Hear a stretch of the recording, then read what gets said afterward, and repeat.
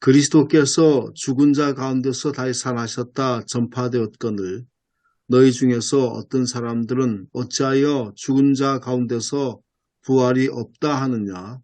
만일 죽은 자의 부활이 없으면 그리스도도 다시 살아나지 못하셨으리라. 그리스도께서 만일 다시 살아나지 못하셨으면 우리가 전파하는 것도 헛것이요 또 너희 믿음도 헛것이며 또 우리가 하나님의 거짓 증인으로 발견되리니 우리가 하나님이 그리스도를 다시 살리셨다고 증언하였습니다. 만일 죽은 자가 다시 살아난 일이 없으면 하나님이 그리스도를 다시 살리지 아니하셨으리라. 만일 죽은 자가 다시 살아난 일이 없으면 그리스도도 다시 살아나신 일이 없었을 터이요. 그리스도께서 다시 살아나신 일이 없으면 너희 믿음도 헛되고 너희가 여전히 죄 가운데 있을 것이요. 또한 그리스도 안에서 잠자는 자도 망하였으리니 만일 그리스도 안에서 우리가 바라는 것이 다만 이 세상의 삶뿐이면 모든 사람 가운데 우리가 더욱 불쌍한 자이리라. 그러나 이제 그리스도께서 죽은 자 가운데서 다시 살아나사 잠자는 자들의 첫 열매가 되셨도다. 제목은 보시는 것처럼 그리스도 부활의 첫 열매이고요. 먼저 설교 착상으로서 본문 읽기.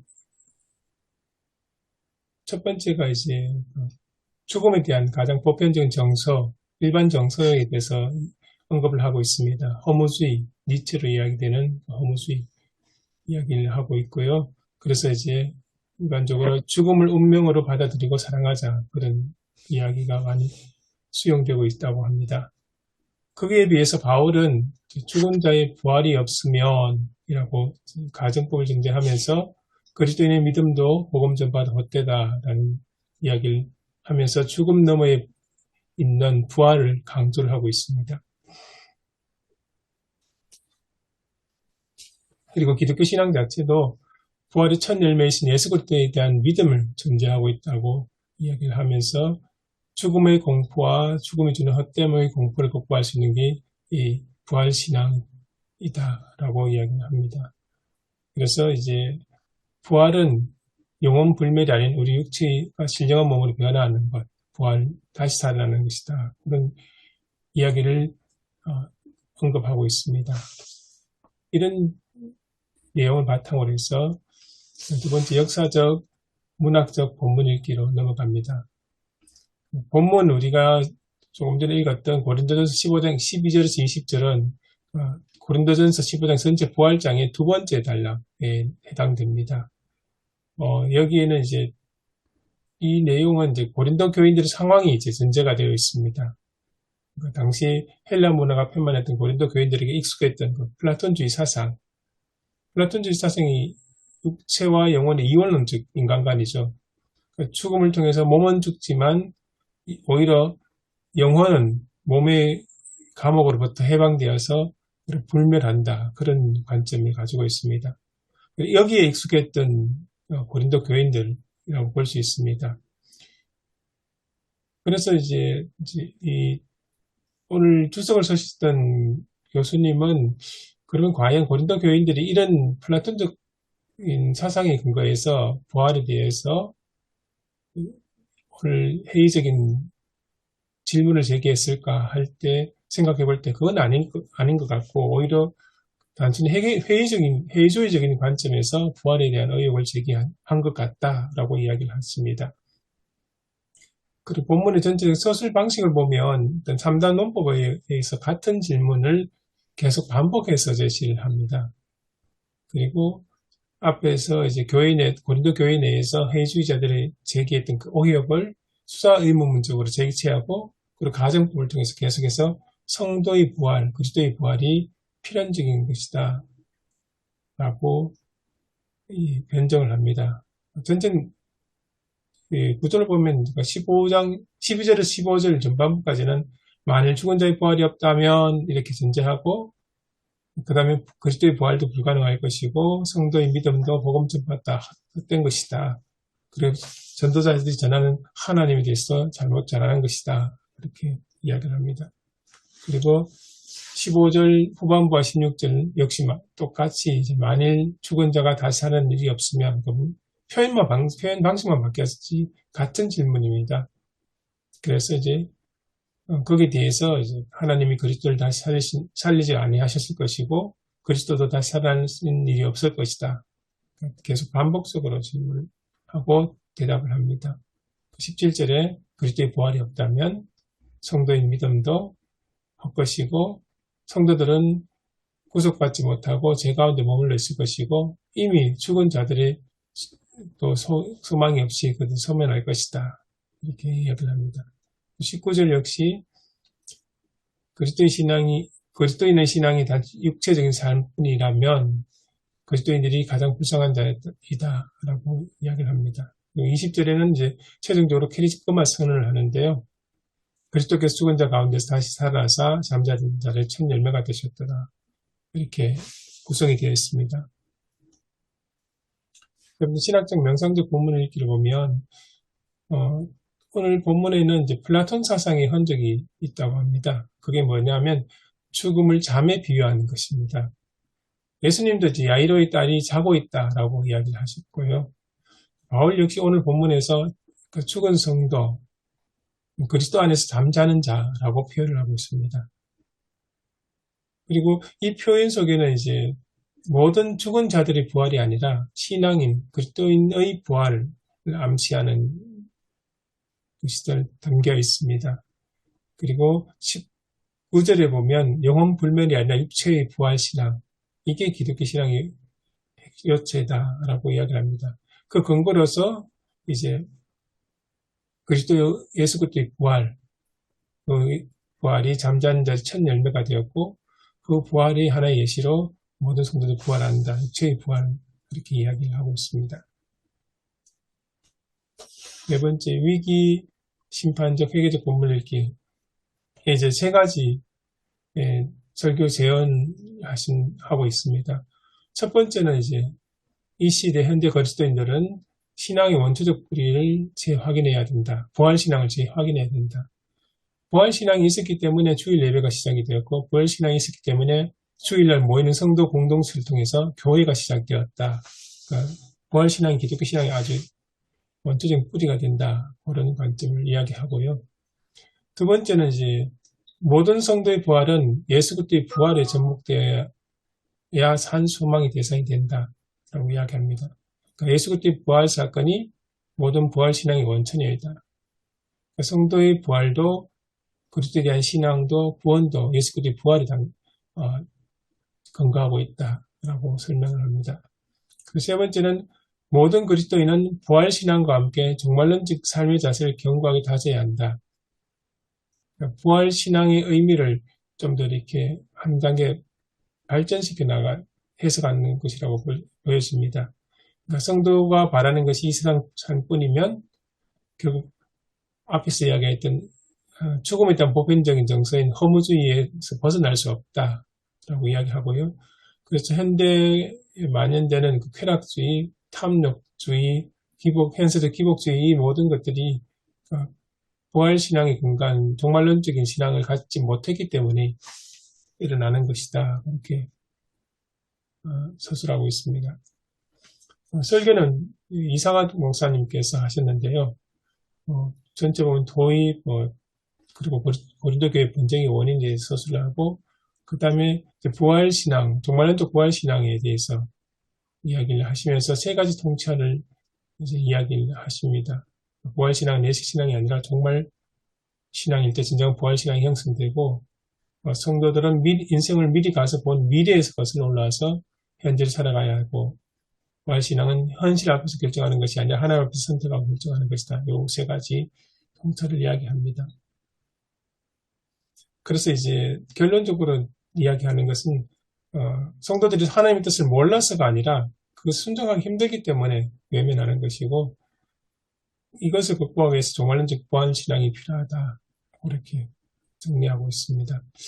제가 볼 때 이 목사님의 설교 내용은 앞에서 일단 설교 구성의 제 세 번째 이야기를 초점을 맞추었던 것 같습니다.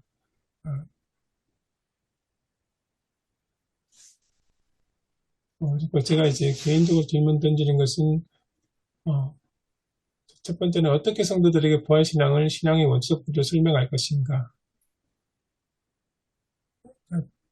사실 이 본문의 그 단초가 시작이 된 것은 고린도 교인들이 던졌던 회의적인 부활에 대한 회의적인 질문이었죠.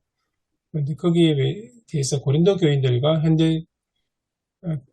교인들과 다른 현대 그리스도인들의 성향, 좀 합리적이고 과학적인 사고를 하는 그들에게 어떻게 부활신앙을 이야기할 수 있을 것인가. 그것도 그것이 기독교 신앙의 핵심이고 원초가 된 것을 설명할 것인가. 이런 문제 좀 다뤘으면 좋겠고요. 두 번째는 이제 어떻게 부활신앙이 그 내세신앙으로 변질되지 않고 정말론적 신앙과 삶으로 이어지게 할 것인가. 이거는 이상학 목사님의 그 설교하고 좀 많이 결부될 것 같습니다. 예.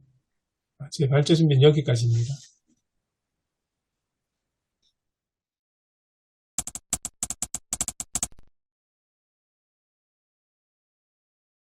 오늘 본문이 이제 시작한 첫 부분에 바울이 했던 이야기가 너희 중에 어떤 사람들이 어찌하여 죽은 자 가운데서 부활이 없다 하느냐. 부활에 대한 회의적인 사람, 교회 구성원에 대해서, 부활에 대해서 이야기를 이제 한 이야기인데요. 그렇다면 오늘 우리 한국교회 그리스도인들을 향해서 부활의 신앙에 대해서 설명을 한다면 어떻게 해야 될까? 그런 생각이 많이 들었습니다. 그 부활을 신앙의 차원으로서 이제 그냥 단순히 믿음의 차원으로서 그렇게 받아들여야 된다. 그렇게 이야기하기는 너무 원론적인 이야기 같고요. 오늘 바울이 했던 그런 방식을 어떻게 하면 현대 그리스도인들에게 적합하게 할 수 있을까? 그런 고민이 됩니다. 함께 거기에 대해서 이야기를 좀 했으면 좋겠습니다. 저는 오늘 우린 어떤가 하기 앞서서, 지금 12절에, 너희 가운데 부활이 없다 하는 사람이 있다. 이 말을 한번, 이게 무슨 뜻인가 좀 생각해 봐야 되지 않을까 싶습니다. 왜냐하면, 지금 이 편지가 교회에다 쓰는 편지잖아요. 예, 그럼 고린도 교회는, 뭐 초대교회 다 그렇지만, 예수님 부활로 인해서 생겨난 교회잖아요. 근데 교회 안에 부활이 없다고 생각하는 사람이 있다는 게, 부활이 없다 그러면 교회 들어오지 말아야죠. 근데 교회 안에 부활이 없다 하는 사람이 있다는 게, 이게 무슨 말인가? 그럼 여기서 말하는 부활이 뭐냐? 이거 한번 봐야 되지 않을까요? 아까 3단 논법으로 자꾸 논쟁을 거듭했는데, 이걸 이제 적극적인 표현으로 한번 바꿔보면 쉽지 않겠나. 첫째, 대전제, 부활은 있다. 두 번째, 예수님이 부활했다. 그래서 우리 모두 성도는 부활한다. 그래서 복음 전하는 일이나 이런 것들이 이 허사가 아니고 열매 맺는다. 그렇게 적극적인 표현으로 바꾸어 놓고, 부활은 내세적이 아니고 우리 구원받아가는 길이 연장선상에 있잖아요. 예수를 알고부터 믿고 성화되고 영화되는 것이 연장선상에 쭉 있는데, 부활은 죽었다가 다시 살아날 때만 부활이 아니고 현재 삶이 연장되어서 부활이 결국은 그때가 되어서 완성이 되는 거지, 그 순간에 가서 부활된다. 아무도 지금까지 그렇게 부활을 경험해 본 사람이 우리 가운데는 없잖아요. 과학적으로 증명되지 않잖아요. 그 당시에도 부활이 없다 하는 것은 똑같은 얘기죠. 사람들이 자기가 죽어보고 되살아난 사람들, 지가 해보든지 옆에 누가 하는 걸 봤든지 하면 되는데, 그걸 못 봤으니까 부정하는 거거든요. 그런데 성경은 사도들이 강력하게 봤다고 증거하잖아요. 그러니까 그 사실이 믿어져야지. 그게 안 믿어지면은 부활신앙이 성립이 될 수가 없죠. 바울이 뭐 고린도서뿐만 아니고 여러 곳에서 부활이 있다고 자기도 목격했다고 500명도 한꺼번에 목격했다. 그게 결국은 강력한 그 믿음의 방편이 돼야 되지 않나. 그 외에 다른 방법으로 증명할 수 있는 게 없잖아요. 예. 그러니까 지금 이 고린도 교회 안에 부활이 없다고 생각하는 사람이 있다는 얘기잖아요. 이 12절로 보면. 예. 그러면 여기서 말하는 부활이 없다라고 할 때 그 부활은 예수님이 다시 살아난 그 부활이 없다고 얘기하는 건가요? 아니, 사람이 부활이 없다는 거예요. 사람이. 예수님 부활은 믿겠는데 예. 사람이 다시 사는 건 못 믿겠다 이 얘기인가요? 그렇죠. 예. 그렇게 봐야죠. 예. 왜 너희 중에 부활이 없다 하느냐? 음. 예수님 부활하는 걸 못 봤으니까. 그리고 그 당시에 개념도 플라톤 얘기가 왜 나왔겠어요? 영혼은 불멸하는데 육신은 죽는다. 그러니까 그 당시에 일반적인 사람들이 육신이 다시 살아나는 일은 없다.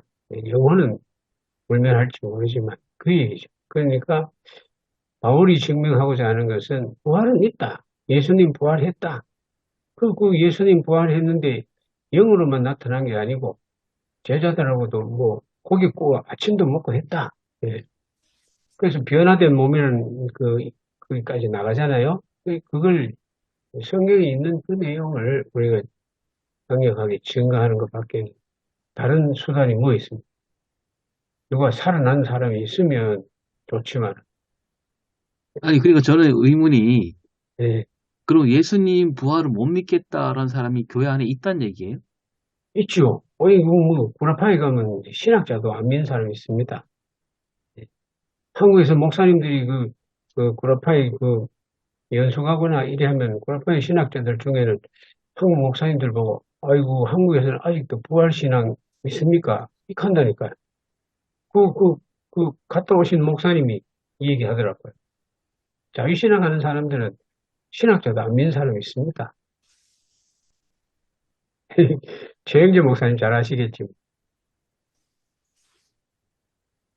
그, 아마 오 목사님 질문을 들으면서 느낀 것은 본문에서 이제 부활이 없다고 하는 사람은 아마 육체의 부활이 없다는 이야기, 그러니까 육체가 다시 살아나는 일. 좀 더 하면 예수님처럼 새로운 몸으로 다시 살아나는 게 강 목사님 말씀처럼 경험해 본 적이 없었기 때문에, 그리고 당시 문화 속에서 익숙했던 그 플라톤 사상의 영향을 따라서 그러니까 몸이 다시 산다는 것을 믿지 못하는 것 같습니다. 그리고 몸이 다시 사는 것을 그러니까 그 의미를 정확히 이해를 못하는 것 같아요. 일반적으로 널리 퍼져 있던 몸에 대한 부정적인 그런 인식 때문에 굳이 몸이 다시 살아날 필요가 있냐라는 그런 게 아마 은연중에 깔려 있는 것 같기도 하고요. 그런 쪽이 아닐까. 이제 그게 이제 고대교회에서 영지주의하고 논쟁이 되었던 이유가 그 주제 중에 하나가 이제 가연설이잖아요.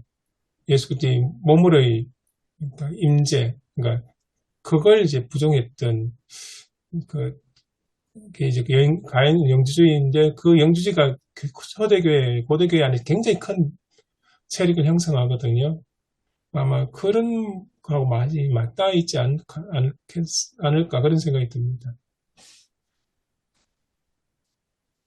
그러면 이 고린도 교회 안에도 영지주의자가 있다는 얘기로 봐야 되는지, 그러니까 예수님이 부활한 거를 몸의 부활로 생각하지 않는 사람들인지, 아니면 아예 예수님은 몸으로 부활한 걸 믿는데 그 예수를 믿는 사람이 죽어서 다시 사는 건 못 믿겠다.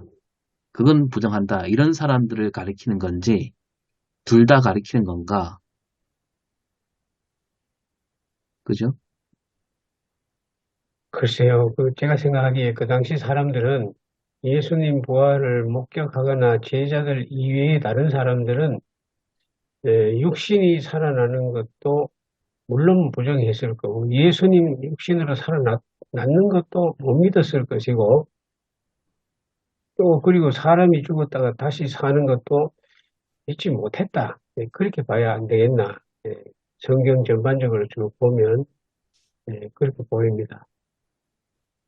근데 그 당시에 예수님 부활을 몸으로 겪은 사람들이 살아 있었잖아요.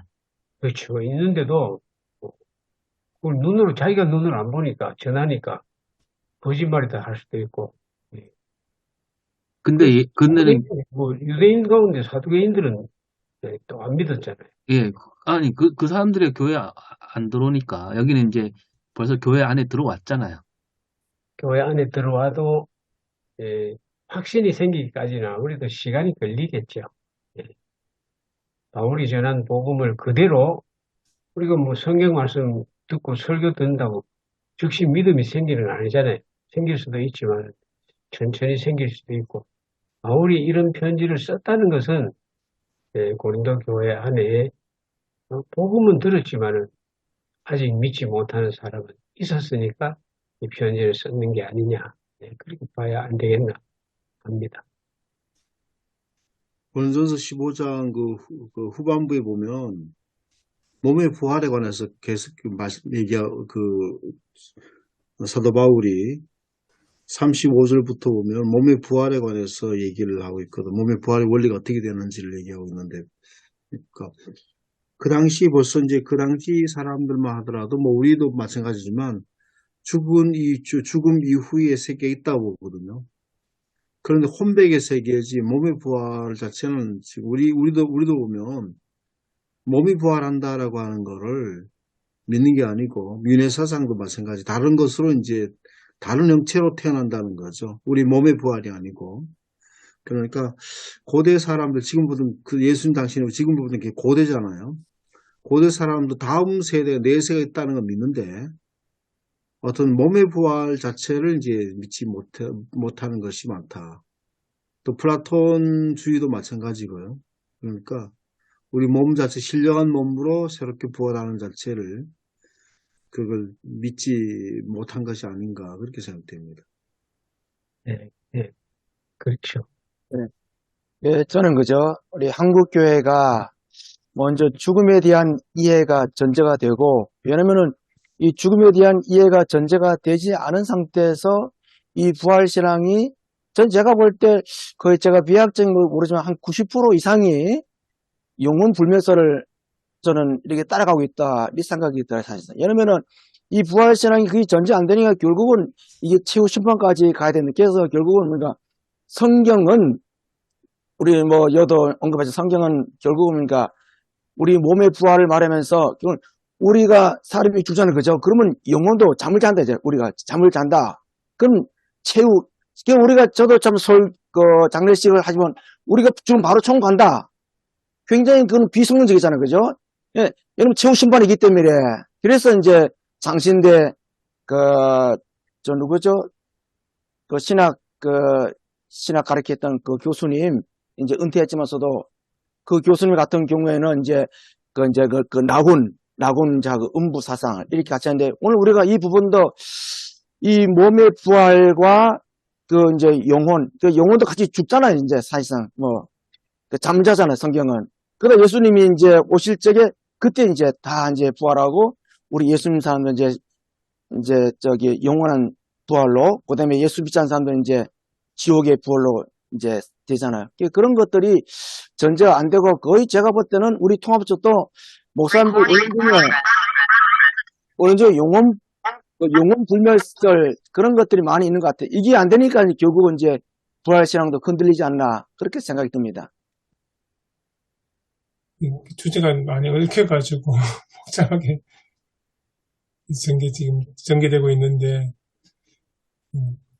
아까 그러면 오 목사님 질문하셨을 때 그 질문에 대한 오 목사님의 개인적인 혹시 생각은 어떻게 정리가 되어 있으신가요? 저도 제가 어떤 답이 있어서 한 건 아니고 네. 근데 이 본문이 사실 어떤 좀 이 생각을 많이 하게 하는데요. 사실 13절도 그렇잖아요. 만일 죽은 자의 부활이 없으면 그리스도도 다시 살아나지 못하였으리라. 이 말도 딱 와닿지가 않아요. 왜냐하면 이제 또 마지막에는 우리가 그리스도께서 잠자는 자들의 첫 열매가 되셨도다 이렇게 말씀하잖아요.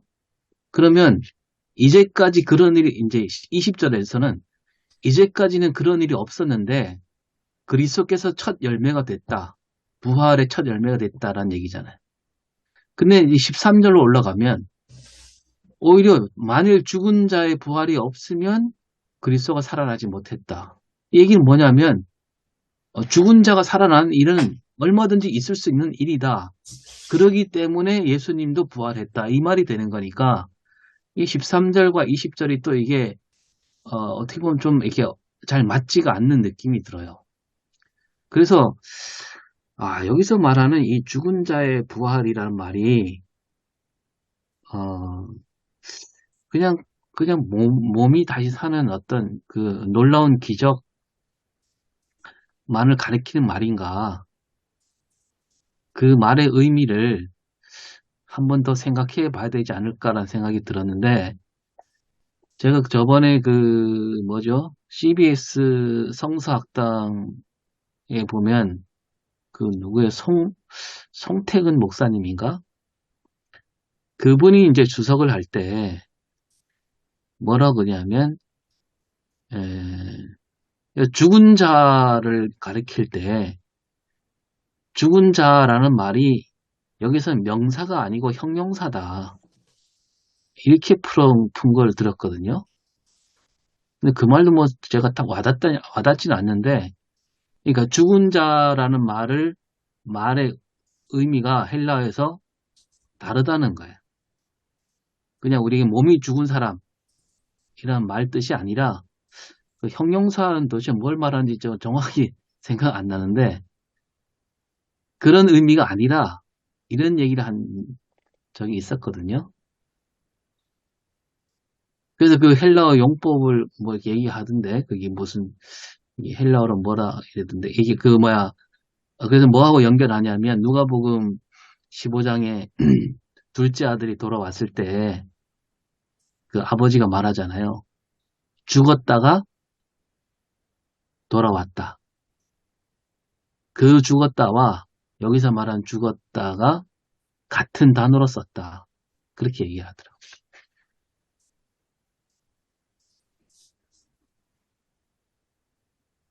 그러니까 사람이 죽는 죽음과 그 둘째 아들이 돌아왔을 때 죽었다가 다시 돌아왔다 할 때 그 죽음하고는 단어가 다르다. 그랬어요.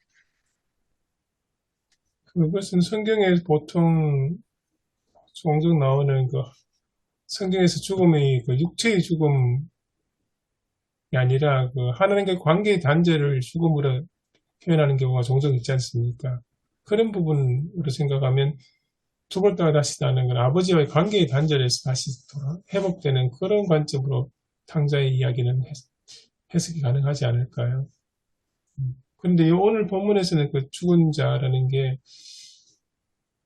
우리가 생각하는 일반적으로 몸이 죽고 뭐 무덤에 묻힌 자 이런 식으로 생각이 되는 것 같은데.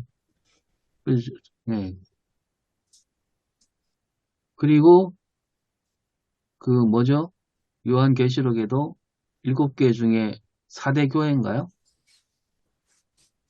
뭐 거기도 죽었단 말 나오잖아요. 네. 근데 그 죽음은 몸이 죽었다 할 때 그 죽음과 다른 단어로 쓴다. 그렇게 얘기를 하더라고요. 아마 사대교회도 그 관계의 의미로 하면 교회 살았다는 이름이 있으나 그러니까 교회 안에 신앙생활을 한다고 교회에 모였으나 하나님과의 관계는 끊어진 그런 것이다라는 식으로 해석이 가능하지 않을까요? 그러니까 그래서 누가복음과 이 고린도전서 이거 오늘 본문과 요한계시록 본문에 쓴 그 죽음이 같은 단어로 썼다 이거죠. 그러면 더 복잡해지는데 오늘 본문은 그런 식으로 하면 전혀 다른 의미 되지 않나요? 뒤에 나오는 이 몸의 부활, 지금 이 부분은 안 나오지만 우리 그 고린도전서 15장 뒷부분에 나오면 또 몸의 부활에 대한 이야기가 나오지 않습니까? 그럼 예, 그 이야기가 나올 이유가 없을 것 같은데. 첫 번째 질문은 이제 고린도 교회들 안에, 고린도 교회 안에 부활을 믿지 못하는 사람이 있다는 거고, 거기에 대해서 바울이 이렇게 변호하니까, 그렇다면, 몸이 부활한다면, 몸이 다시 산다면, 뭐 어떤 몸으로 다시 사는데요? 이렇게 두 번째 질문이 나오는 것 같아요. 그래서 오늘 부분은 첫 번째 질문에, 이제, 부활을 믿지 못하는 사람, 좀 더 구체적으로 이야기하면, 몸의 부활을 믿지 못하는 사람을 이야기하지 않을까 싶습니다. 영지주의자와 싸움이라고 할 수 있을까요, 그러면? 아마 어느 정도 조금 그런 쪽으로 생각할 수도 있지 않을까 싶습니다. 우리 요한 서신에 그런 부분이 나오지 않습니까? 거기는 구체적으로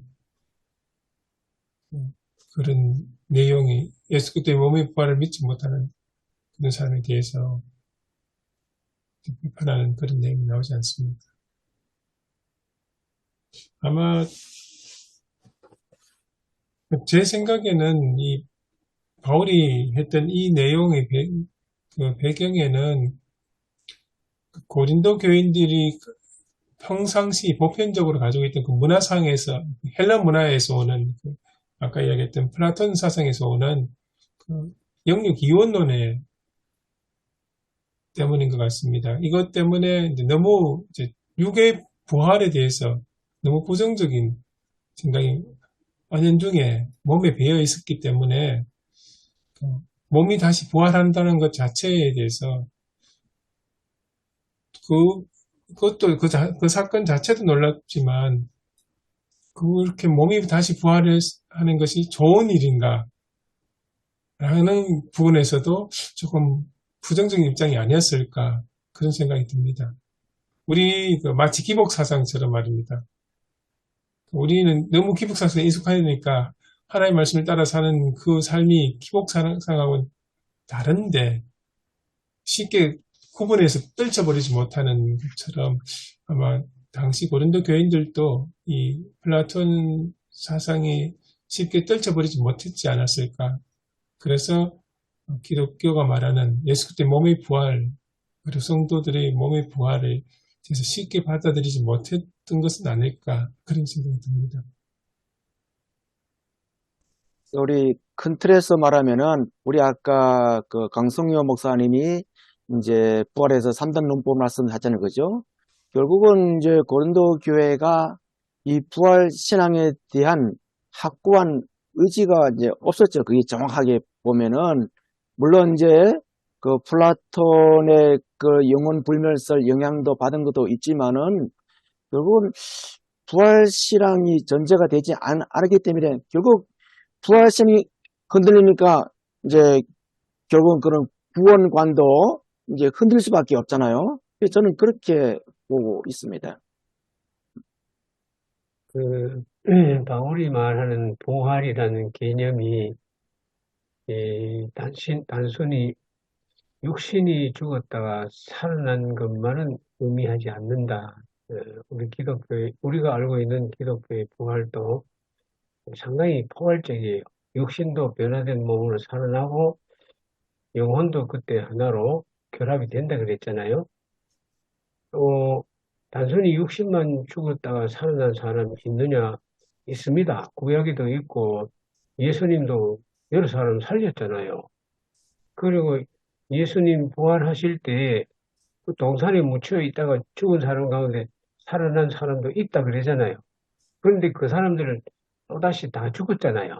근데 잠시 우리가 죽었다가 깨어났다가 또다시 죽는 그런 과정의 부활이 아니고, 바울이 말하는 부활은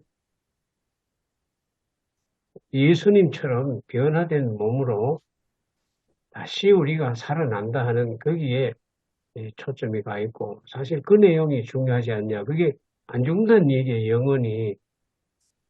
그 몸으로 하늘나라까지 들어간다고 있지 않습니까? 그렇게 생각하면 오늘 여기서 다루는 부활은 단순히 60만의 문제가 아니고 영혼과 함께 결합되어서 변화된 몸으로 영원한 하나님 나라에 들어갈 수 있는 부활, 그 사람. 그래서 이제 그 실제적으로 바울이 증거한 거는 씨앗이 땅 속에 심기지만은 예, 그 죽는 게 아니고 볼 때 죽은 것 같지만은 다시 거기에서 씨앗에서 싹이 나와서 열매 맺는다. 그러면 그 예수 믿는 사람은 무엇 때문에 그렇게 땅에 묻힌다. 육신이 죽었지만은 다시 살아날 수 있느냐? 생명의 말씀 때문에 그렇게 된다 그랬거든요. 그 생명의 말씀 누구겠어요? 예수님이 우리 안에 계시기 때문에 그 믿음 때문에 부활할 수 있다. 거기까지 우리가 다 내다보면 바울이 말하는 부활은 단순히 육신만을 다루지는 않았다. 그렇게 이해가 됩니다. 그렇죠. 만약에 우리 갖고 있는 이 몸이 다시 사는 것만을 가리킨다면, 그거는 결국 내세 신앙으로밖에 이어질 수밖에 없잖아요. 그래, 오늘은 의미가 없잖아요. 이 몸은. 그렇게 되는 거고, 또 하나 생각해야 될 부분은, 이 당시 사람들은 예수님이 이제 그런 말씀도 하셨는데, 자기 살아 생전에 예수님이 다시 오신다고 믿는 사람도 있었을 거 아니에요. 많지요. 예. 그러면 그 사람들은, 살아있을 때 예수님이 오신 사람들은, 맞이하는 사람들은 몸이 죽는 죽음을 경험하지 않는 거잖아요. 그 몸의 계시록에 부활은 경험하지 않는 거죠. 그렇죠. 예.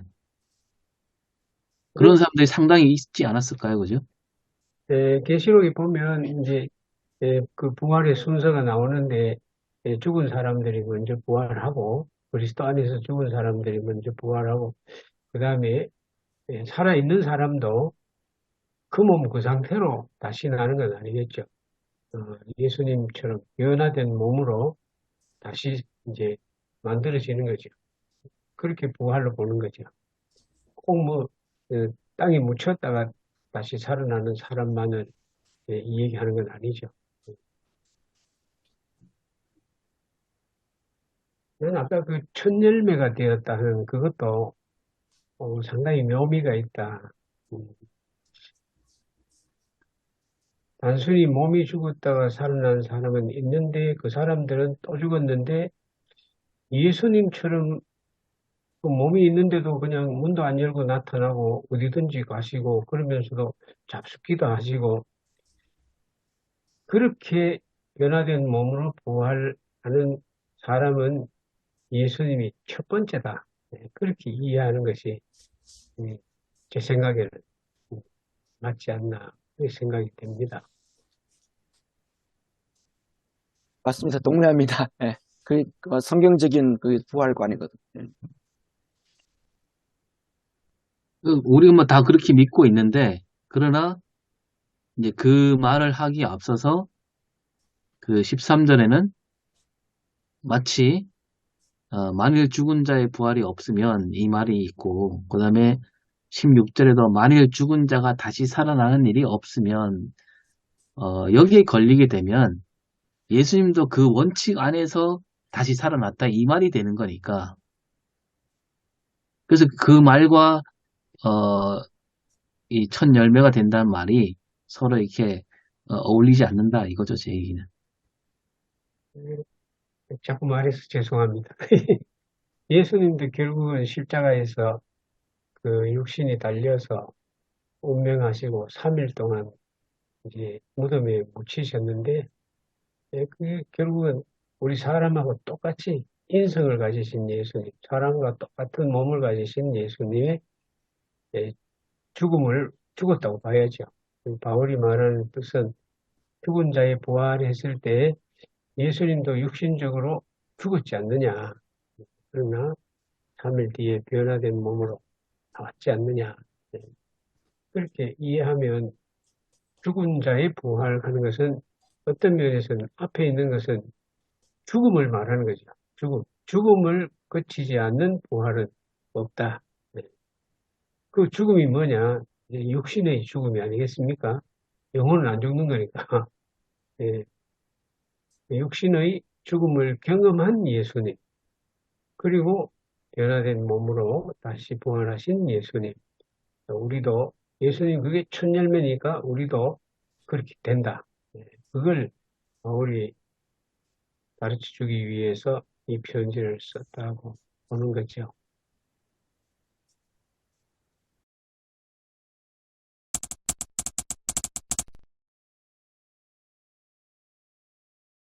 예, 그 주제를 조금 더 바꿔가지고, 그렇다면 이제 그 19절에 보시면, 그 그리스도인 안에서 우리가 바라는 것이 다만 이 세상 삶뿐이면 이렇게 이야기하는 부분이 있습니다. 그 부활 신앙하고 그리고 그 내세 신앙, 그리고 이 세상의 삶, 이 관계를 조금 설명하고 성도들한테 좀 바르게 부활 신앙, 그러니까 오늘 설교에는 종말론적 부활 신앙 그냥 표현이 있던데요. 그걸 어떻게 성도들한테 설명하고 그게 기독교 성도의 신앙생활에 어떤 의미가 있는지 그런 이야기를 조금 나눴으면 좋겠습니다. 부활신앙이 단순히 나중에 다시 살아난다는 그런 개념은 아니지 않습니까? 그 신앙이 오늘 우리에게 어떤 의미가 있는지 그리고 어떤 자세로 살아가야 되는지 그 부분하고 연결되는 게 바람직하지 않을 거라는 생각이 듭니다. 근데 그게 구분이 참 힘들지 않을까요? 내세 신앙과 종말론적 신앙이란 말이. 그, 지금 이 말은 또, 그 내세에 우리가 다시 살 수 있다라는 그 소망이 없다면 우리가 더 불쌍한 자다. 이 말이 결국 그 내세를 바라보며 오늘을 견디라 이런 말이 되는 건데, 그게 내세 신앙과 이 종말론적 신앙이 뭐 그렇게 크게 이렇게 구분이 안 되지 않을까. 그렇게 보면. 그렇죠. 그, 여기 이제, 우리 여기 세모난교회 이상한 목사님도 너무 한국교회가 좀 내세에 충실한 그러한 신앙을 이제 갖고 있기 때문에 그래서 종말론적으로 이제 우리가 갈 수밖에 없다. 그래서 저는 우리 아까 방금 오마우스님 말씀하신 대로 내세 신앙을 우리가 너무 또 이렇게 좀 터부시 하는 것보다도 이 두 가지가 같이 저는 긴장 속에서 가야 된다. 이러면 내세 신앙이 결국 없으면 현재적인 종말론적 신앙도 흔들 수밖에 없고 저는 이 두 가지가 같이 우리 교인들도 거의 제가 볼 때는 한 내세 신앙에 더 무게를 많이 두고 있지 않나 생각이 든다면은 결국 저는 이것을 구분하기보다 내세 신앙을 전제를 하면서도 우리가 이 다음에 가야 될 천국이지만서도 그런 현재 삶 속에서 정말 내세 신앙을 바라보면서 그 신앙을 흔들지 않으면서 현재 우리가 어떻게 책임적인 신앙 또 구원의 어떤 그런 통합 그러니까 통전적인 구원의 삶을 살아갈 것인가 그럼 거기에 대해서 윤리도 나오고 그리스도인의 어떤 삶의 방식도 또 나오지 않나 저는 그렇게 생각이 되어집니다. 그래서 저는 그렇게 좀 이제 설교를 좀 해야 되지 않나. 저 나름대로는 그렇게 생각이 들어졌습니다. 네, 그러니까 지금 우리 한국교회 현실은 예, 내세 신앙의 비중이 많잖아요. 그렇죠. 네, 근데 저는 사실 이제 그건 현실이고, 예, 그 부분이 사실은 좀 많이 별로 이렇게 맞득치 않다고 해야 되나? 그러니까, 말하자면 보험을 들어놨기 때문에 지금 마음이 편하다는 거 아니에요. 뒷배가 있으니까. 예? 그게 너무 저는 마음이 오히려 안 좋아요. 왜냐하면 우리가 그 7, 80년대 그 운동권 학생들 보면 그들 가운데 뭐 이렇게 예수 안 믿는 사람 많잖아요. 더 많잖아요. 그죠? 예수 믿는 사람도 했겠지만. 근데 그들은 자기 몸을 불살라가면서 싸웠잖아요. 죽음을 무릅쓰고. 근데 그 학생들은 내세를 안 믿으면서도 그렇게 했단 말이에요. 그러니까 자기가 지금 죽는데 자기가 그 싸운 싸움이 자기가 그 싸움의 열매를 먹을 수 없다는 걸 알면서도 싸운 거잖아요. 내세가 없지만 그들은 그 정의를 위해서 희생을 했단 말이에요. 그거하고 우리 기독교인들하고 비교를 해보면 너무 부끄러운 거죠. 우리는 지금 싸워서 죽으면 하나님 나라 가니까 그래서 싸우는 거 아니에요. 그래서 믿는 거 아닙니까? 그 너무 부끄러운 거잖아요. 여기서 이제 그 말이 다시 사는 날이 없으면 지금 우리가 하는 일은 다 헛것이다. 이렇게 말하는 게 그때 상황과 비춰보면 운동권과 비춰보면 너무 이게 부끄럽다 이거죠. 저는. 예, 운동권, 제 생각에 그래요. 운동권, 그 사람들은 이념에 사로잡힌 사람들인데, 신앙도 이념을 못 이깁니다. 이념에 치우치면 빠지면, 니체 같은 사람, 목사 아들인데, 예, 신은 죽었다 했지 않습니까? 그리고 우리나라 운동권 한 사람들, 목적을 위해서는 수단을 가리지 않습니다. 결코 정의롭지 못합니다. 예. 그 사람들의 실제 삶을 한번 보세요. 지도자 될 만한 사람들이 자기하고 같이 운동하는 여학생들 성적으로 일단 무조건 그렇게 자기들이 소유하고 보는 거예요. 그게 노예처럼 목에 걸고 부리는 거예요. 자기들이 목적을 위해서는 자기들이 하는 행위와 수단은 다 한목적적이다. 그게 정의다. 그렇게 보고 하는 사람들이 운동권 사람들이다. 저는 그런 면을, 목사님 뭐 그런 사람이 있었는 걸 저도 알고 있는데 그러나 모든 운동권이 그런 건 아니고요.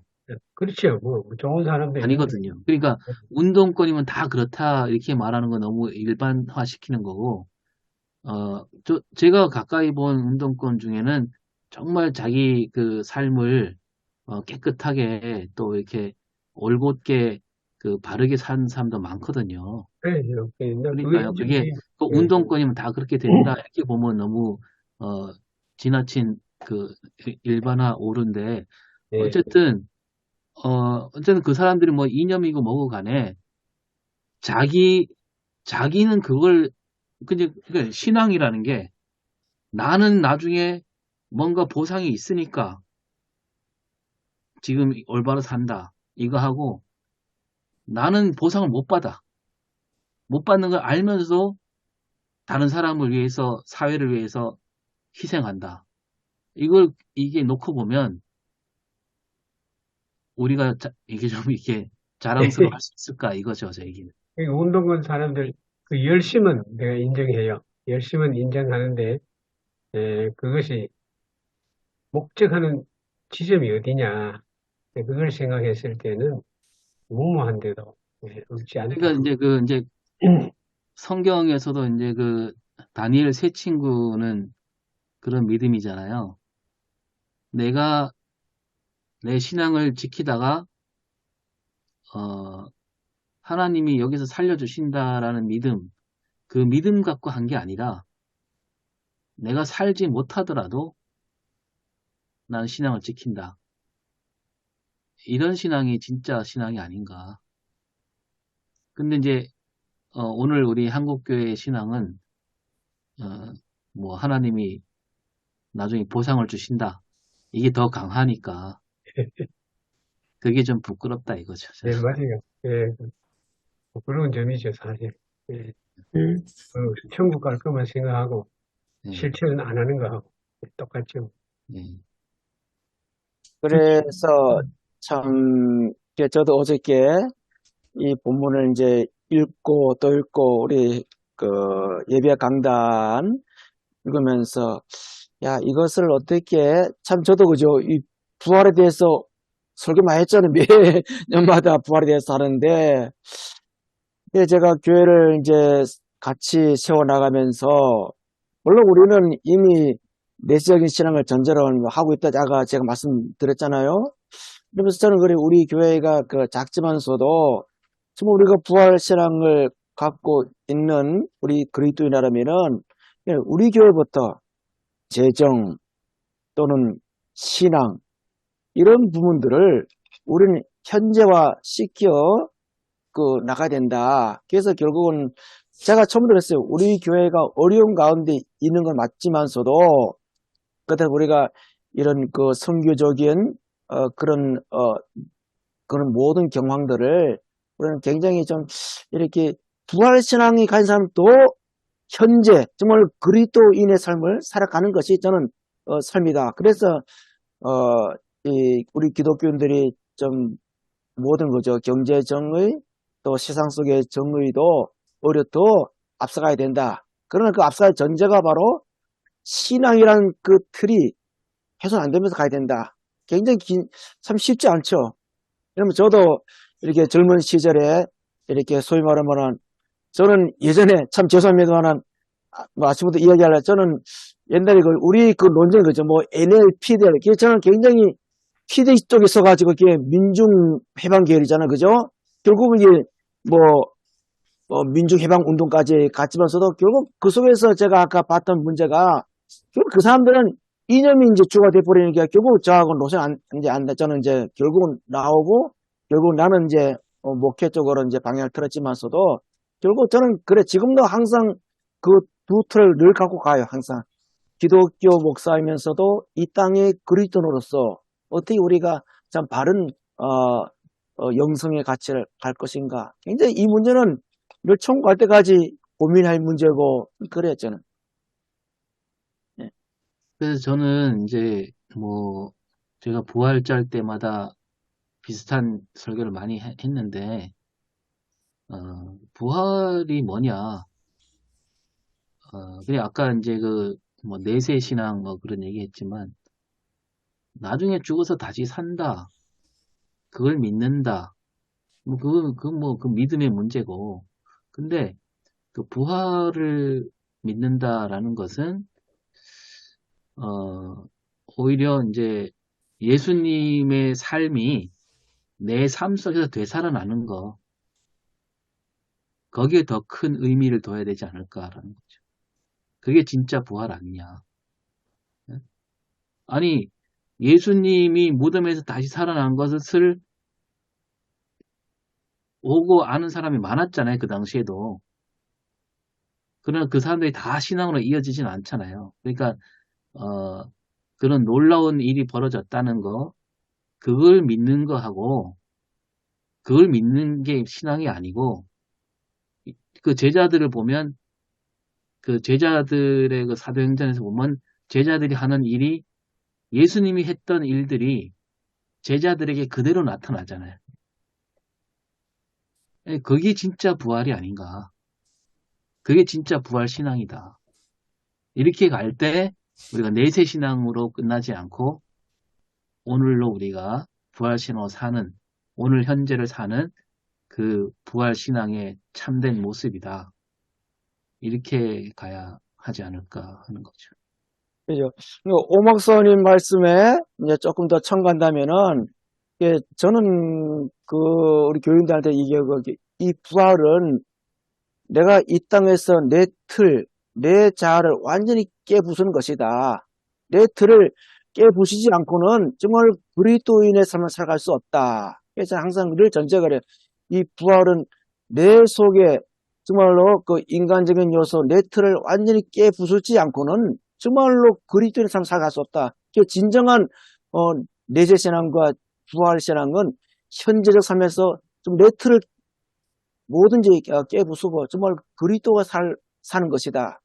그렇게 전 제 나름대로 이렇게 정리를 하고 있습니다. 예.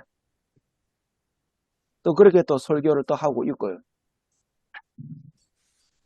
저는 오 목사님 말씀하셨던 부활신앙도 또 하나의 재해석, 부활신앙에 대한 재해석이라는 관점에서 충분히 일리가 있다고 생각이 들기도 합니다. 근데 이제 제가 생각하는 것은 부활신앙은 좀 더 구체적으로 앞에 있는 죽음에 대한 인간의 한계 상황을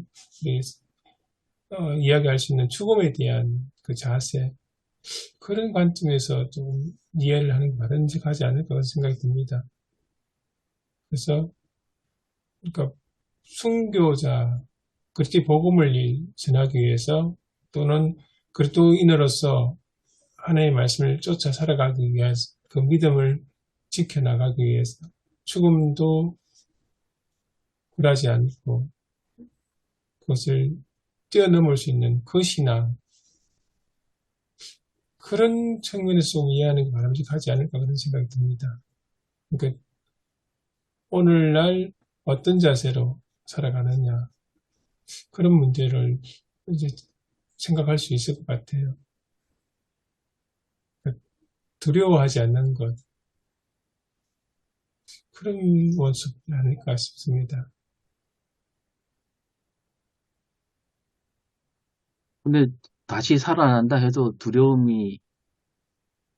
두려움이 없어질까요? 내가 지금 신앙을 지키다가 죽음에 이르게 될 때, 뭐 요즘은 그런 일이 없지만, 다시 산다는 믿음이 그 두려움을 이길 수 있을까? 사실 두려움은 두려울 수밖에 없지 않을까 하는 생각이 들고, 이제 아까 제가 말한 그런 쪽으로 보면, 이거는 제 생각이에요. 이제 12절부터 보면, 그리스도께서 죽은 자 가운데서 다시 살아나셨다 전파되었거늘 라고 했을 때, 이 말을요, 죽은 자를 어떤 몸이 죽은 모든 사람을 가리키는 말이 아니라, 그러니까 실망 속에 있는 사람들, 죽음이 끝이라고 생각하며 죽음 앞에 늘 두려워하는 사람들, 그런 사람들 가운데 말하자면 제자들을 비롯한 그 부활신앙을 가진 사람들, 그들 가운데에서 예수님의 삶이 되살아나셨다는 거죠. 되살아나셨다.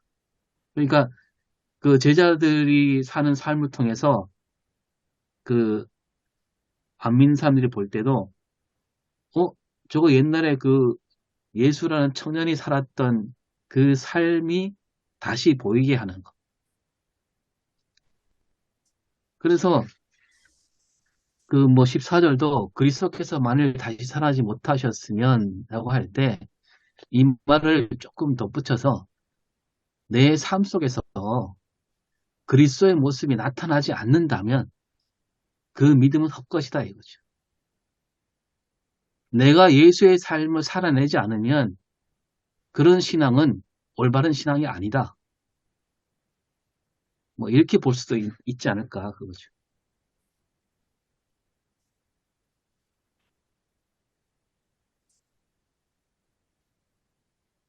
이거 제자들이요, 예수님이 다시 살아나셨을 때 제자들이 다시 사신 예수님을 보자마자 부활신앙이 생긴 게 아니거든요. 그 복음서에 보면 예수님이 다시 살아나니까 다시 살아났다 그러면서 막 사람들에게 외치고 그런 게 하나도 안 나옵니다. 엠마오로 가는 두 제자도 어떻게 했어요? 엠마오로 가는 두 제자도 예수님이 살아났다는 걸 모르는 상태에서 간 게 아니라 알면서 갔어요. 알면서 갔는데 그 예수님을 만난 다음에 마음이 뜨거워진 다음에 예수님의 부활의 의미를 깨달은 다음에 돌아온 거거든요. 그러니까 그 부활이 역사적인 사실이다 이걸 확인하고 믿는 게 중요한 게 아니라 그 삶이 내 안으로 들어오는 게 그게 진짜 부활신앙이다. 저는 오 목사님의 똑같은 맥락인데, 그렇게 한번 생각해 봤습니다. 지금 이제 이제 봄이 아직 오지 않았지만 아직 봄이 거의 시작됐잖아요. 이제 보통 보면은 이제 농촌의 농사 주기를 보면 설 지나면 벌써 고추씨 뿌립니다. 넣거든요, 다. 그래서 이제 시작되니까 적절하다고 이렇게 적절한 때의 말씀이라고 생각되고요. 근데 예를 들면 두 가지를 제가 말씀을 드리면 농사 지을 때에 돈만 바라보고 농사 지으면 그냥 농사 지을 수 있거든요. 물론 마지막으로 좋은 수확, 많은 수확을 거두어서 돈을 좀 많이 벌기 위한 거지만 돈만 보고는 농사를 지을 수 있는 농사 자체가 괴롭고 힘든 거죠. 근데 이제 그걸 바라보지만 마지막으로 어떤 좀 많은 수확을 거두고 돈을 좀 많이 벌기 보지만 현재는 지금 매일매일 이제 하우스에서 고추 이렇게 하는 건 굉장히 힘들거든요. 아침에 열어주고 덮어주고 계속 이것이 물 주고 그럴 때 굉장히 힘들기 때문에 요즘에는 이제 특별히 전문적으로 하는 분들에게 다 맡기는데 이제 그런 걸 바라보지만 현재에 있는 삶 자체 이런 걸 견딜 수 있고 또 농사 짓는 분들이 돈만 바라보면 하수잖아요. 하수가 오늘을 모종을 충실하게 잘 만들어야 결실도 좋은 것처럼 오늘 하루와 삶이 부활의 삶을 사는 게 중요하다. 그리고 우리가 아이들 키울 때도 그래. 아이들 키울 때 요즘엔 바뀌었습니다만 아이들 이렇게 덕 보려고 애를 키우진 않잖아요. 애들한테 덕 보려고 애들이 노후 보장이다, 보험받았다. 애들 보험 든다는 입장으로 키우는 게 아니고 그거는 물론 그런 것들을 기대하지 않는 건 아니지만 현재 애들과 함께 사는 것 자체가 힘들고 어렵지만 그래도 아이들 키우면서 즐거운 일도 있고 좋은 일도 기쁜 일고 함께 체험하면서 이게 부모들 입장에는 기쁨이잖아요. 단지 애들 나중에 내게 도움이 될 어떤 도구로만 생각한다면 그건 전혀 아니잖아요. 애들 키우는 것이 아니잖아요. 그 도구만. 그래서 우리가 오늘 부활신앙 사도 바울이 단지 부활만 살고 그들에게 힘든 어떤 삶을 살았지만 그게 사도 바울에게서는 그것이 괴로움도 있었지만 오히려 그것도 현재에 있는 그 성도들 돌보는 일이라든지 또 복음 때문에 권한받는 것들을 오히려 그것들을 빌립보서 보면 오히려 그걸 즐거워했다, 기뻐했다고 얘기하거든요.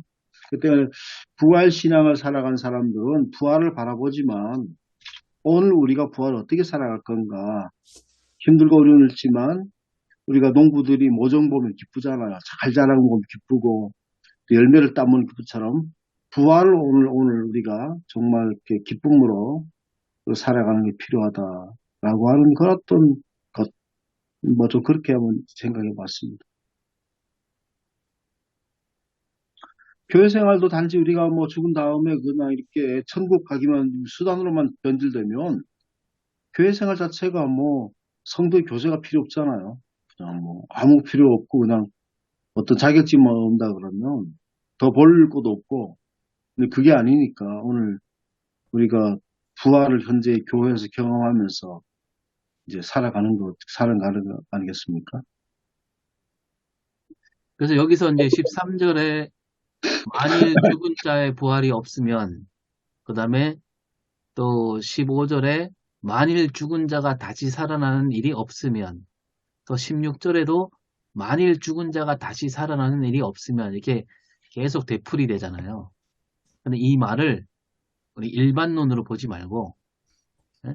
그러니까 봐라, 사람들이 죽었다가도 다시 살아난다, 이렇게 그 말로 보지 않고 이거를 조금 생략된 어떤 부분이 있지 않나. 그래서 만일 죽은 자가 다시 살아나는 일이 없으면 이란 말을 죽었던 사람이 다시 살아난다, 이렇게 뭐 볼 수도 있는데 그렇게만 보지 말고 만일 죽은 자 안에서 그리스도의 삶이 다시 나타나는 일이 없으면 이렇게 좀 덧붙이면 어떨까 하는 거죠. 우리 삶 속에 다시 사신 주님이 나타나지 않으면 이렇게 그러면 예수님이 아무리 다시 예수님이 모두에 살아났다 해도 그것은 의미가 없어진다는 거죠. 내가 그 그리스도로 살지 않으면. 결과론적으로는 그렇게 되죠. 근데 현재 내가 예수님처럼 살지 않으면 그 사람 부활 못 하잖아요. 예. 부활이 목적이 아니고 부활은 사실은 우리가 목적한다고 되는 게 아니고 주어지는 거잖아요. 우리가 할 수 있는 거는 예수님처럼 현실의 삶에서 최선을 다하면 그 부활을 믿고 최선을 다하면 부활은 주님이 주시는 거니까 아까 천 목사님 설명하신 것처럼 지금 뭐 봄이 안 돼도 하면 뭐 원실에서는 고추모종 붓고 하는 목적이 뭐겠어요? 봄 되면 내다 심어서 열매 따려고 하는 거 아니에요? 그리고 건강한 모종을 키우려고 애쓰는 게 뭐겠어요? 예. 좋은 열매 많이 따라 그런 거 아니에요? 그 마찬가지로 현재의 삶에서 우리가 부활신앙을 가지고 거기에 합당하게 살지 않으면 부활은 주어지지 않는 거지요. 그렇게 보면 현실의 삶과 부활이 굳이 이분법적으로 나누어 볼 게 아니다. 오 목사님처럼 부활이 현재의 삶의 연장선상에서 그렇게 사라져야 되는 거 아니냐, 우리가 살아야 되는 거 아니냐. 그렇게 보면 이게 나누어지는 게 아니고 미래와 현재는 하나다, 결국은. 그렇게 이해가 됩니다.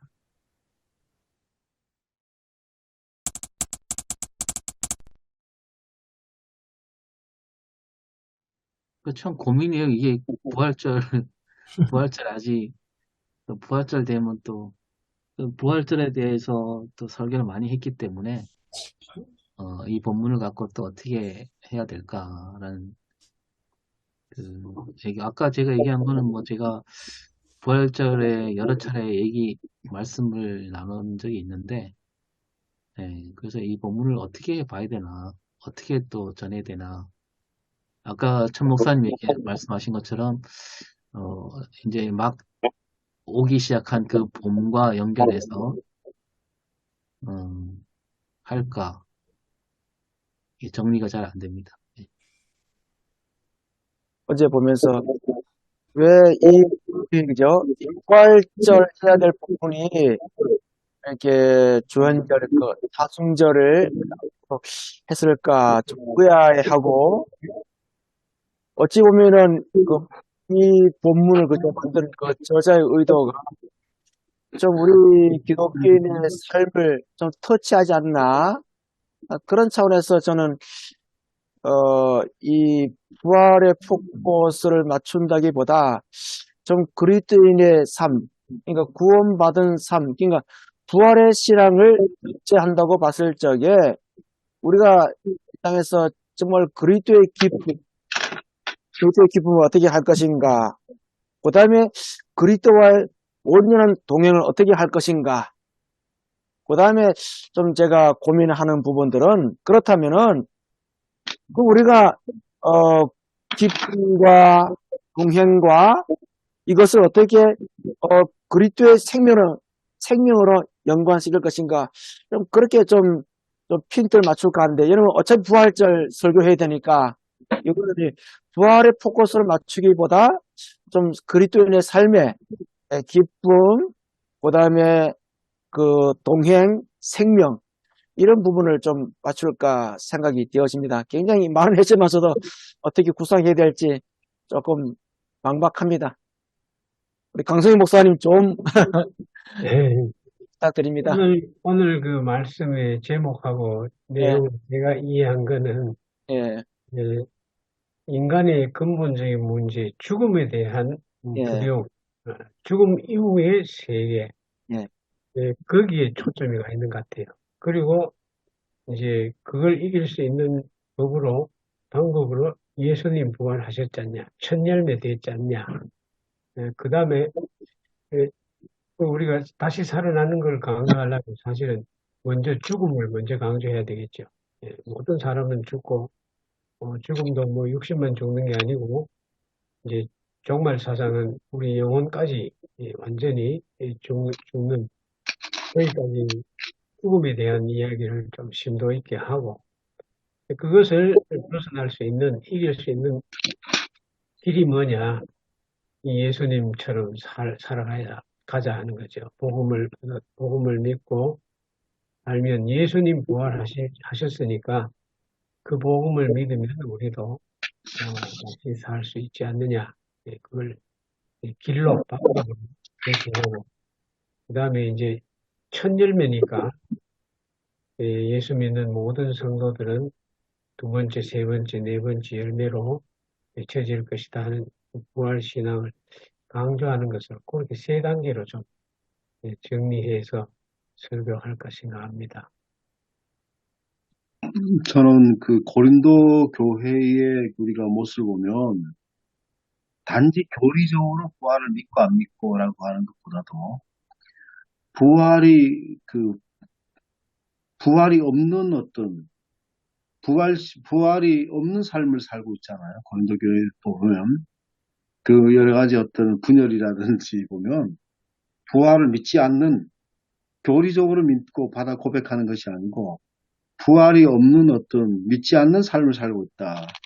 그러니까 부활이 없었다면 우리가 마음대로 살았지 않겠느냐. 부활이기 때문에 우리 사도들의 무슨 바울 사도 같으면 부활이기 때문에 절제도 하고 부활이기 때문에 정말 함부로 사는 것이 아니고 그리스도를 증거하며 사는 어떤 삶을 살고 있다. 근데 고린도 교인들은 부활이 실제로 믿지만 부활이 없는 삶을 살고 있다.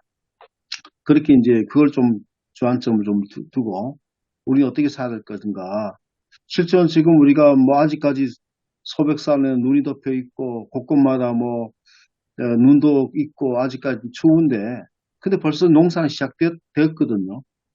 그러니까 부활 신앙이 우리 꽃피고 뭐 다 이루어진다는 게 아니라 부활의 삶은 벌써 지금 시작되고 있다. 우리 지금 현재 삶 속에서 농사가 시작된 건데 아무것이 안 보이더라도 농사가 시작된 것처럼 부활이 나타나지 않더라도 우리 그리스도인 안에서 부활의 삶이 지금 우리가 시작되어 있고 살아야 된다는 거죠.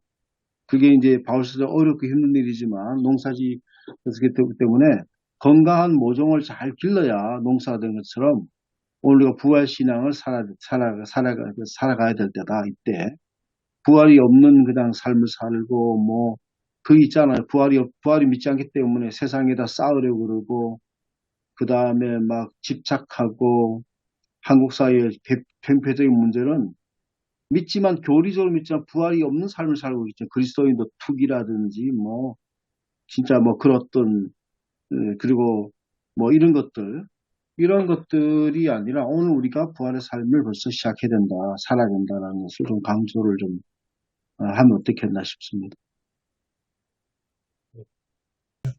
저는 그 부활신앙을 이야기하면 죽음의 문제를 다룰 수밖에 없다고 생각이 됩니다. 그래서 많은 이제 오늘 첫 부분에 나온 것처럼 많은 사람들이 생각하는 것은 죽음으로 모든 것이 끝난다. 그 이후의 세계는 존재하지 않는다. 그러면 허무주의에 빠지기 쉽습니다. 그리고 이제 이 세계 안에서 모든 것이 해결된다고 생각하면 그때부터는 이제 사람들 자세마다 좀 다르겠지만 극단적으로만 쾌락주의, 뭐 탐욕주의 이렇게 나갈 수도 있긴 하고 아니면은 이제 한 번뿐인 인생이니까 열심히 살겠다는 사람도 있을 거라고 생각이 됩니다.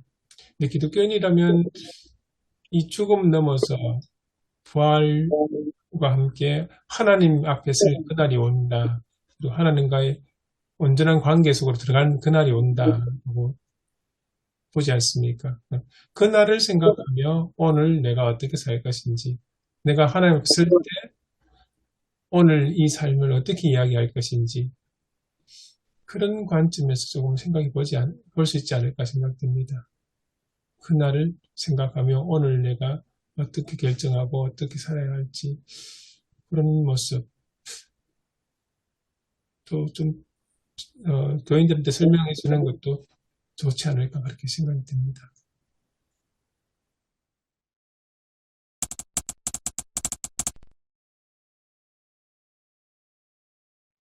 사랑과 은혜가 많으신 하나님 아버지, 오늘 부활신앙에 대해서 함께 이야기를 나누며 주일 설교 준비를 했습니다. 주님, 오늘 다루어진 많은 이야기들을 한 주 동안 묵상하고 정리할 텐데 성령 하나님께서 함께해 주옵소서. 말씀에 대한 깊은 이해를 허락하시고 이 말씀을 잘 정리하여서 강단에서 하나님 말씀으로 바르게 선포할 수 있게 주옵소서. 또 한 주 동안 바쁜 목회 일정에 계신 우리 목사님들 건강을 지켜주시고 그 목회 귀한 사역 가운데 하나님의 은혜가 넘치게 해 주옵소서. 예수님 이름으로 기도합니다. 아멘. 아멘. 아멘.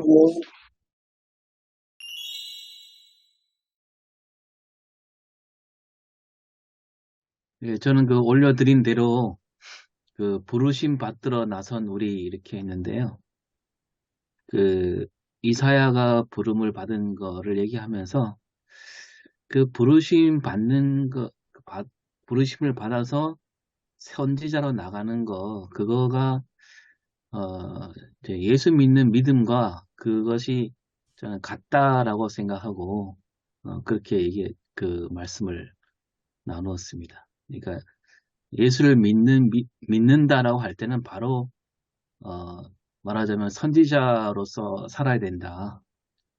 그러니까 믿느냐 안 믿느냐 이 문제는 선지자로 사느냐 안 사느냐 이렇게 약간 좀 어떻게 보면 뭐 비약이라고 할 수 있겠지만 저는 그렇게 보고 또 교인들한테 늘 그렇게 얘기하고 그러니까 이를테면 우리가 예수 그리스도 몸이라고 하잖아요. 예수 믿을 때 몸이 되는 건데 우리가 팔로 부르심을 받았는데 팔로 부르심을 받았는데 팔의 일을 하지 않으면 안 되지 않느냐. 몸에 붙어 있기만 하는 지체는 없다. 다 예수를 믿는다는 것은 어떤 여기 나온 대로 하면 사명을 받는 것이 곧 예수를 믿는 믿음이다. 이렇게 말씀을 전했습니다. 저는 한번 내러티브, 우리 강병철 목사님 유진 노을이의 구도에 따라서 한번 내러티브 설교를 한번 설교 형식으로 했습니다.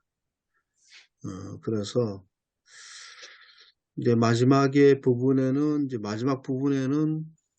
이제 우리가 지난번 예배와 강단 했었던 메시지 3가지 그 구도를 따라서 마지막 결론을 맺었습니다. 그래서 양이 좀 많았었어요. 그래서 보통 제가 한 4페이지, 5페이지 정도로 이렇게 이제 보통 하려고 그러는데 그게 6페이지가 됐습니다.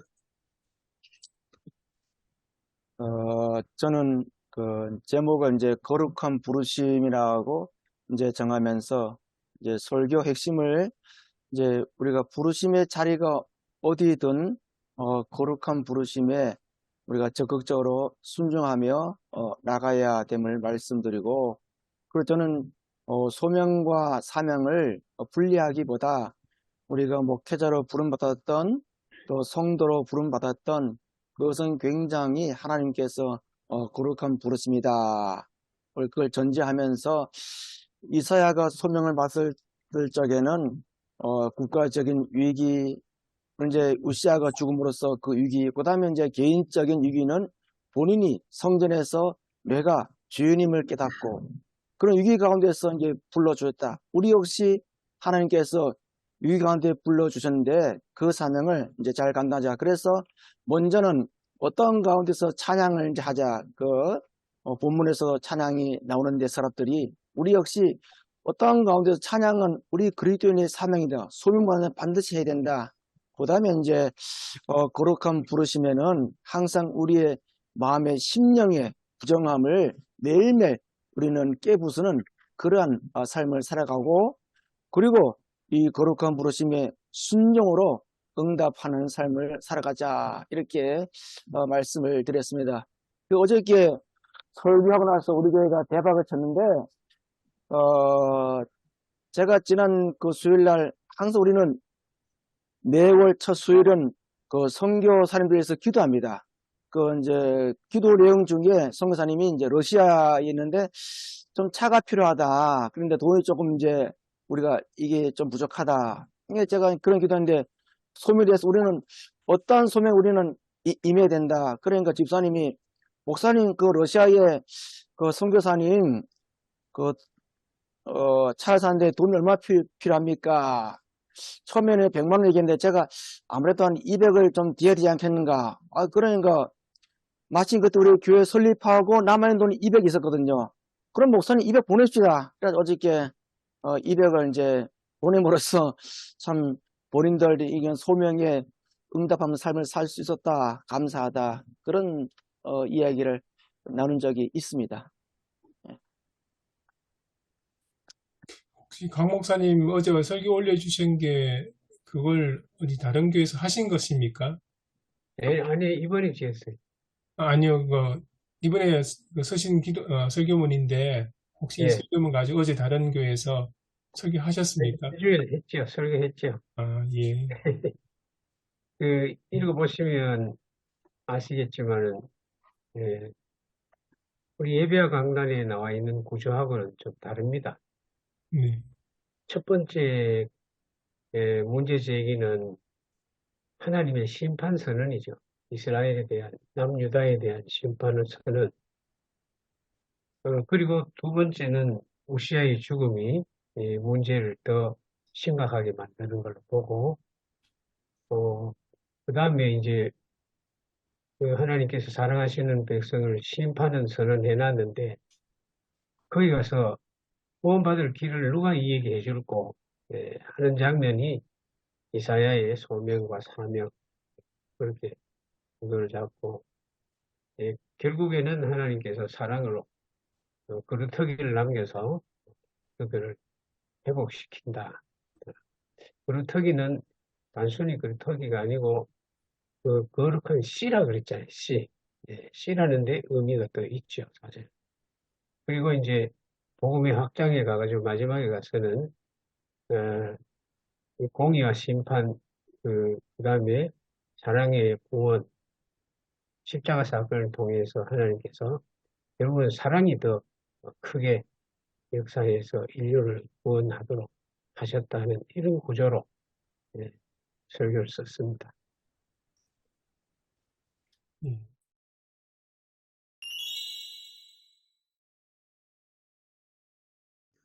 예. 오늘 제가 말 나온 김에 내러티브 설교에 대해서 좀 잠깐만 좀 말씀드리겠습니다. 어, 전체적으로 봐서 제일 위의 개념은 서사 설교예요. 서사. 역사적인 스토리가 있는 설교다 이거죠. 서사 설교 아래에 두 가지가 있습니다. 하나는 스토리텔링, 이야기 설교. 하나는 이제 내러티브 설교, 구성을 가지고 있는 구조로 짠 설교. 그리고 이제 내러티브 설교 가운데 유진 롤이 이론이 있고, 주 교수님 이론이 있고, 그래서 저는 그 두 가지를 다 하기는 합니다만은 우선 쉬운 거는 우리 한국적인 4단계 개념을 쓰는 게 오히려 쉽지 않나 그렇게 여겨집니다. 그리고 한때 우리가 처음에 이 이론을 도입할 때 스토리텔링을 서사설교로 내러티브로 그렇게 그냥 이해를 했어요. 그래가지고 한동안 혼돈이 있었죠. 그런데 이제 지금은 그 이론이 다 명확하게 밝혀져서 서사설교라는 개념 아래 스토리텔링이 있고 내러티브가 있다. 그 다음에 스토리텔링에는 두 가지가 있습니다. 오늘 스토리텔링은 사건의 줄거리를 중심으로 쓰는 것, 사건 중심으로 쓰는 것을 그 방법이 하나 있고 두 번째는 인물 중심으로 쓰는 게 있습니다. 그 사건의 중심 인물. 그래서 그 이야기 설교는 엄격하게 말하면 성경의 이야기를 현대에 가져와서 리텔링한다. 그래서 스토리 리텔링 설교, 그렇게 부르기도 합니다. 그래서 그 스토리텔링에는 구조를 이제 세 구조로 짜는데 첫 번째는 하나님의 이야기 나오겠죠. 성경 이야기. 두 번째는 그 하나님의 이야기를 말하는 설교자의 이야기가 나옵니다. 해석하고 어떻게 하겠냐. 그 다음에 이제 3단계로 적용 단계인데 그들의 이야기, 교인들, 회중의 이야기. 앞으로 어떻게 해야 되느냐. 이렇게 3단계로 구성하도록 구조가 되어 있어요. 그런 걸 좀 우리가 먼저 학습하고 설교를 쓰는 것이 좋겠다 생각됩니다.